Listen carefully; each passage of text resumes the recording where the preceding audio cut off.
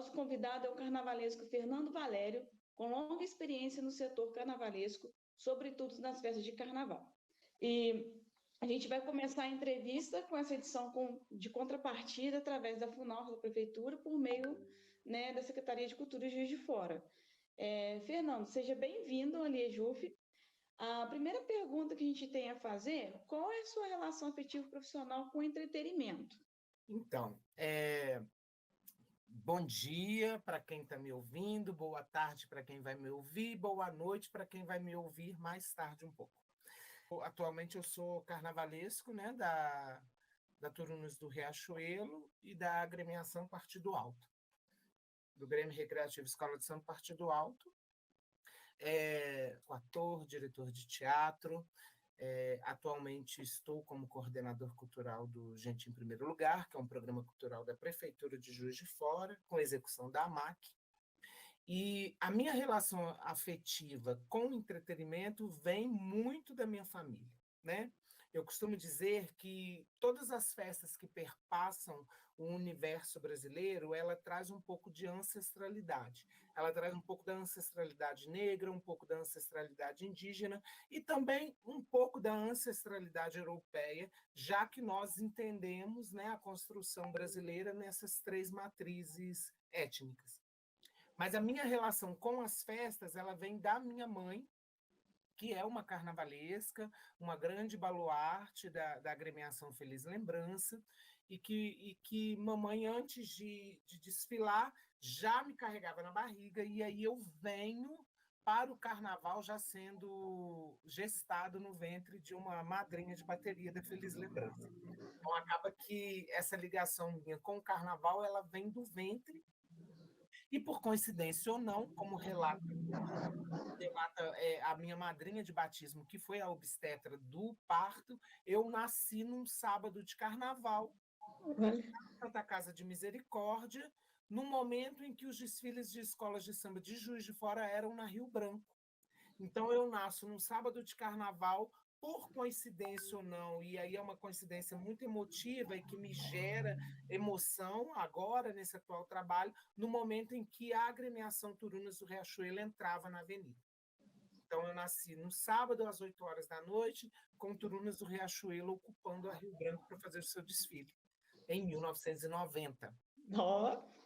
Então, a minha relação vem, eu costumo dizer que ela vem ancestral, ela é ancestral a mim, mas hoje ela se torna presente por meio da minha pesquisa de mestrado. Eu, no mestrado em artes cênicas, eu pesquiso as festas brasileiras, com foco nas festas negras e as teatralidades que essas festas negras traz para as artes cênicas brasileiras, especificamente em Minas Gerais. Então, atualmente eu tenho pesquisado o Congado, que eu diria que é uma vertente desse cortejo negro, que é o carnaval, uma das vertentes, né? Congado não é carnaval, isso é importante pontuar. Congado tem uma outra matriz religiosa, mas ele caminha pelo lugar do cortejo, pelo lugar de contar uma história, de estar em uma história e fazer com que os seus participantes estejam na história, que para mim é o carnaval. Né? Então, a minha relação afetiva com o entretenimento vem dessa ancestralidade de Dona Maria Aparecida, e aí eu dou um salve à Dona Maria Aparecida, que ainda se encontra viva, carnavalesca, feliz da vida, e que está muito feliz em me ver assinando um carnaval da Turunas do Riachuelo, por ser a escola que ela costuma dizer que apadrinhou o meu nascimento. Então, eu nasço com Turunas dando grito de guerra, e eu caminho para o entretenimento quando eu descubro o teatro. Então, antes do carnaval, eu descobri o teatro. E que mais tarde, pesquisando, porque eu acabei me tornando um pesquisador das artes cênicas, eu descubro que Joãozinho 30 já falava dessa grande ópera a céu aberto e popular, que é o carnaval. O grande Joãozinho 30 já falava que carnaval é uma grande ópera, aonde os foliões são os atores, as fantasias são os figurinos, as alegorias são a cenografia desse grande espetáculo, e que o samba-enredo seria a música dessa grande ópera popular. Então, são caminhos que estão imbricados, são caminhos que se cruzam e intercruzam, e que, de uma certa forma, faz muito pontual no meu trabalho enquanto carnavalesco. Quem assiste os meus desfiles, que aí já tem um tempinho que eu venho assinando carnaval, e aí eu começo o carnaval na Juventude Imperial, a fazer Juventude Imperial, que é a grande verde e branco de Juiz de Fora, a única tetracampeã, se não me engano, ou pentacampeã. E aí eu começo a pontuar a teatralidade nos meus desfiles de carnaval. Então, os meus desfiles de carnaval, ele tem uma assinatura para além da estética da fantasia, da estética do luxo pelo luxo. Né? Joãozinho 30 tinha do lixo ao luxo, nós temos carnavalesco que é do luxo ao luxo, e tudo bem por isso, porque também é luxo. Então, eu diria que eu proponho pensar carnaval para o meu trabalho, do teatro ao carnaval. E entender que o carnaval também é um grande teatro. Então, a minha ligação afetiva está aí, primeiro por nascer no carnaval, depois por me tornar pesquisadora em artes cênicas e entender o carnaval como uma grande potência de estudo, de construção estética, cênica, musical, política, e tudo isso que carnaval traz, né, no seu conteúdo enquanto festa. Show! A gente vai para a segunda pergunta, sobre a questão da pandemia e o carnaval. Conte para nós como foi a sua visão através desses tempos que não teve carnaval. Então, eu acho que é muito importante a gente pontuar, porque durante muito tempo nós passamos por um momento sombrio, né? Nós tivemos um momento sombrio político, e isso a gente precisa pontuar, e que nesse momento sombrio político da gestão da pandemia, porque eu acho que, para além da pandemia, nós brasileiros tivemos uma péssima gestão de pandemia, nós tivemos um discurso que colocava a culpa da proliferação do coronavírus aos desfiles das escolas de samba que aconteceram em fevereiro, e aí a gente tem a pandemia que explode em março. Né?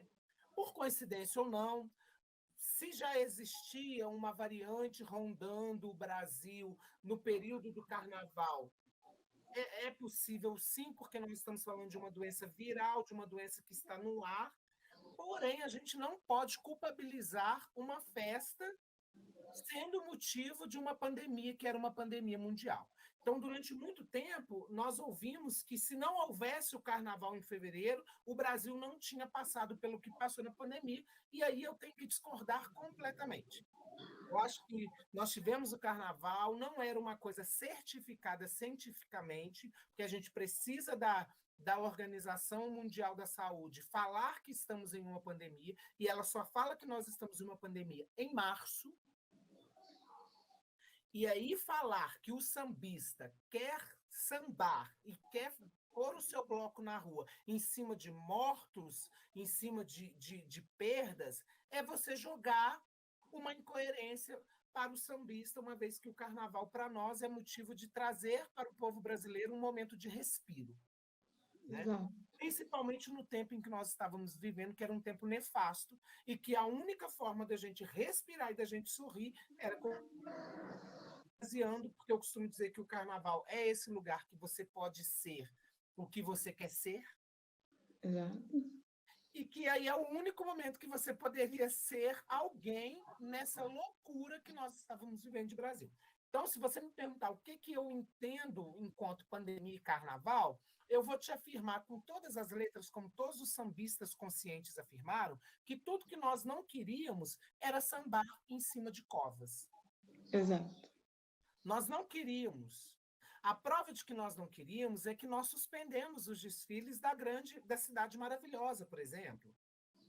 Né? Em Juiz de Fora, nós não temos carnaval desde 2017, mas quando houve a pandemia, todos os blocos de rua, e aí é importante, vou voltar, né? Em Juiz de Fora, nós não temos carnaval desde 2017. E aí, carnaval de escola de samba, porque eu acho que é importante também a gente entender esses lugares. Uhum. A escola de samba ganhou uma dimensão midiática tão grande que a gente engloba a festa carnaval somente ao desfile de escola de samba.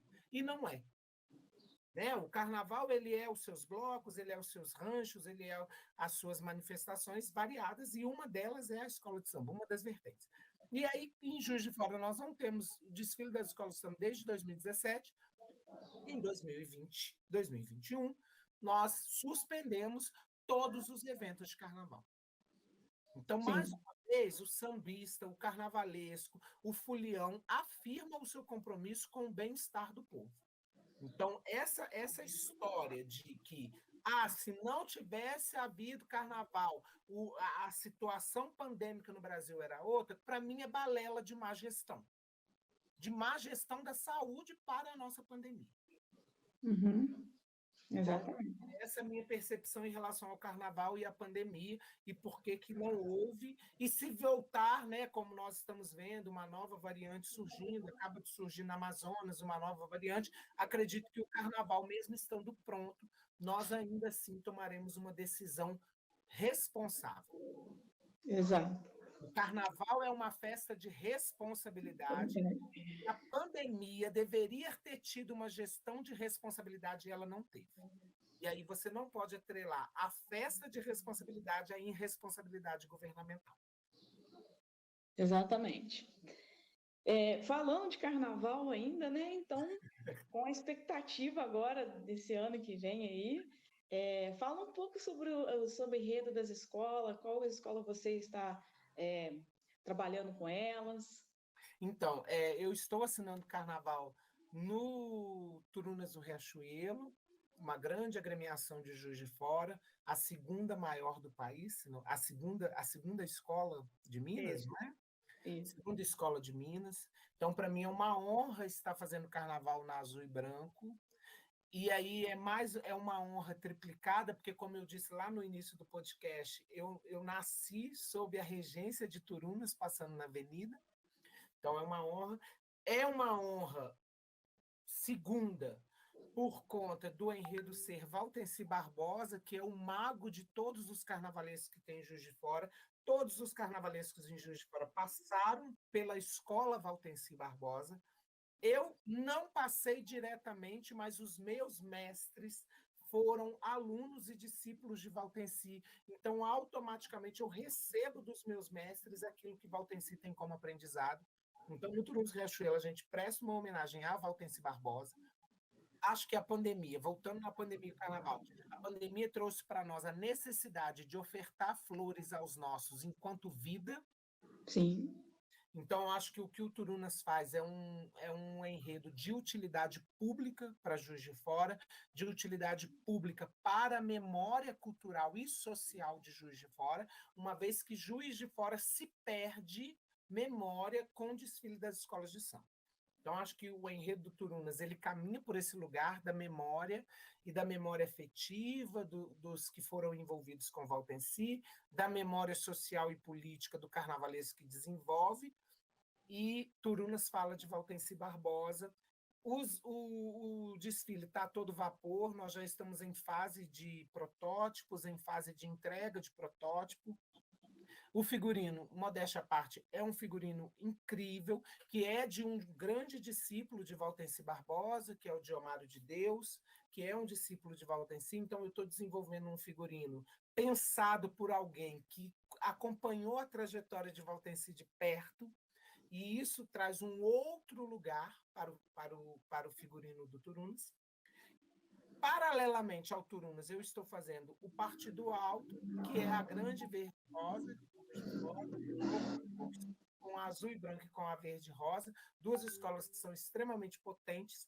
No Partido Alto, eu estou com um enredo que é autoral, não que o Valtenci não seja autoral, mas o Valtenci parte de uma matriz bibliográfica. E o do Partido Alto, ele é um enredo autoral, que é sobre a mulher partideira, as mulheres de Partido Alto. Né? Quando eu chego em Partido Alto, eu identifico no Partido Alto uma veia feminina, e essa veia feminina que conduz a escola em todos os sentidos, e isso é preciso contar. Então, o enredo do Partido Alto, para além de um serviço de utilidade pública, porque carnaval é utilidade pública, carnaval não é gastar dinheiro público só para 3 dias, carnaval é utilidade pública, além de um serviço de utilidade pública, ele também é um reconhecimento dessas vozes que são silenciadas no samba. A gente tendeu, e o Brasil tende, por ser um país machista, a entregar a autoria do samba brasileiro nas mãos de homens. Só que a gente não pode esquecer que o samba brasileiro é protegido e regido pela mão de uma mulher, que é Tia Seata, e surge da casa de Tia Seata.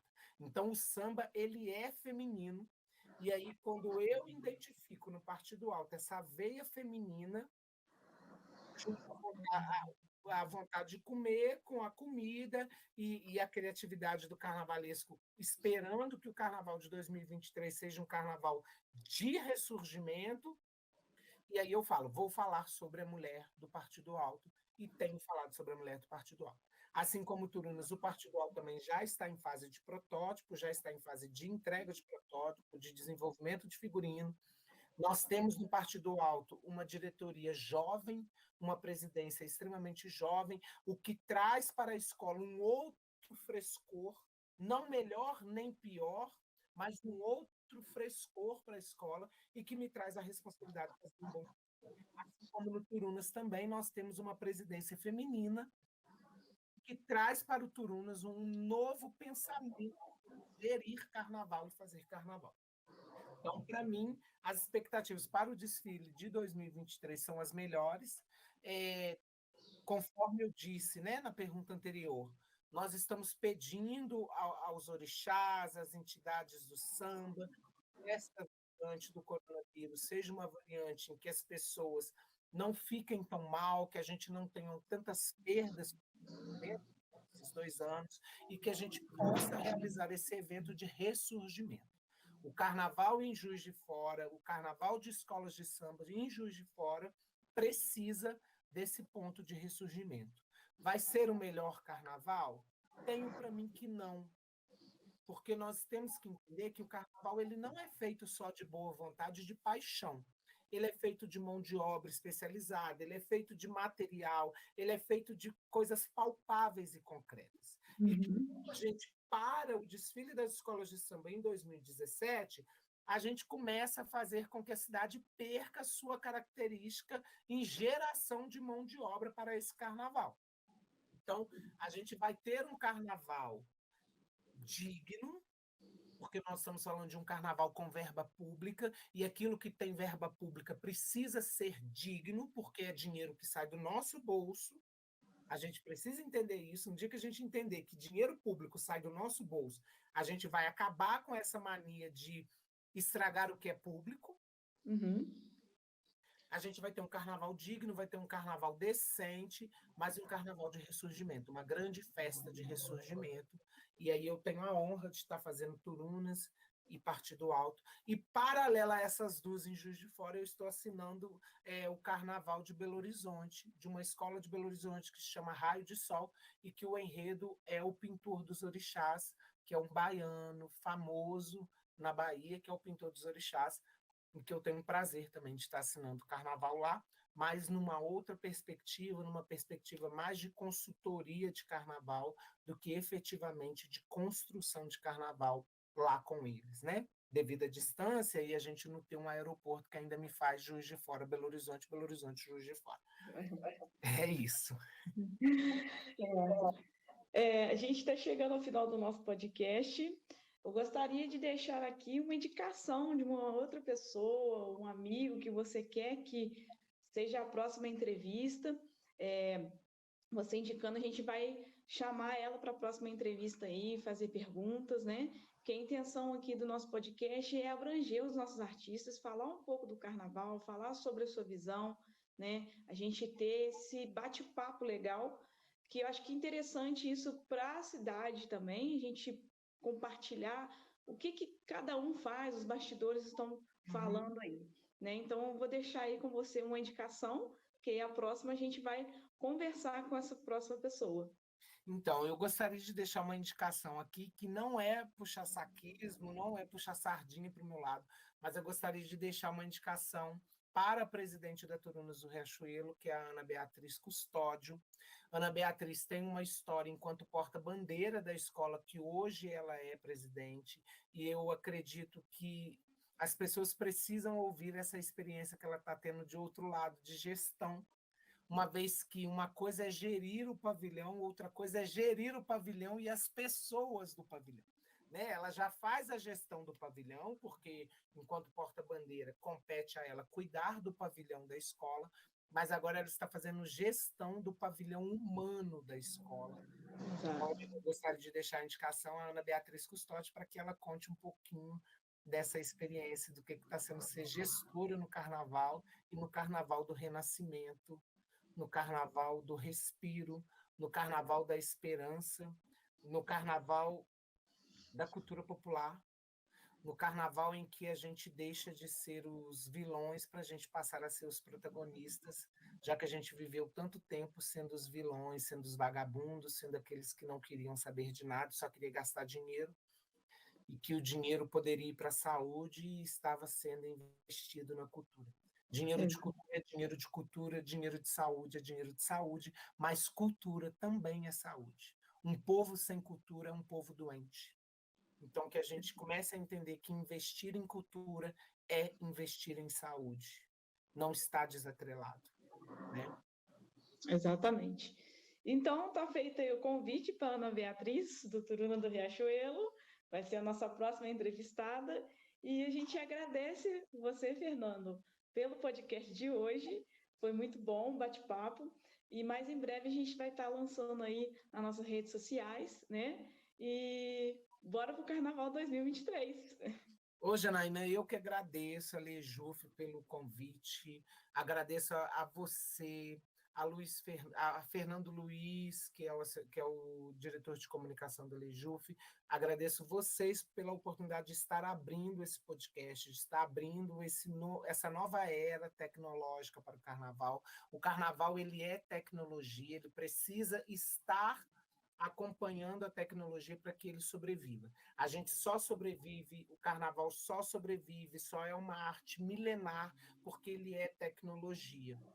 E a gente precisa expandir esse termo tecnologia para deixar de ser a tecnologia prata, para ser a tecnologia das possibilidades de acessar as pessoas.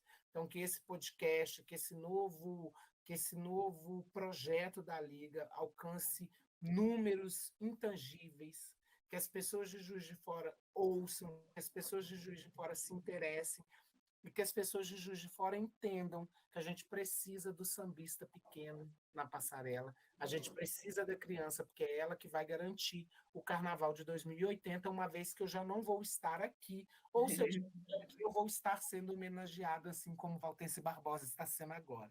Exatamente. Sucesso, Evoé para o novo projeto, Laroie para o novo projeto, muito axé, muita saúde, muita força para vocês, e que venha 2023, que venham todas as escolas de samba mostrando a sua alegria, e que a gente supere esse tempo que a gente viveu sem esperanças, e que o Carnaval traga novas esperanças.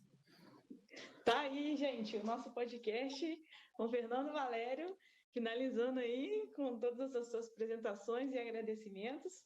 A gente vai chegando ao final agora, então, do podcast. A gente agradece a participação e bora para o próximo podcast mais em breve. A Assessoria de Comunicação de Imprensa, Fernando Luiz, como não está aqui com a gente hoje, agradece também a participação. E eu, Janaína, né, a gente agradece também como diretora de marketing.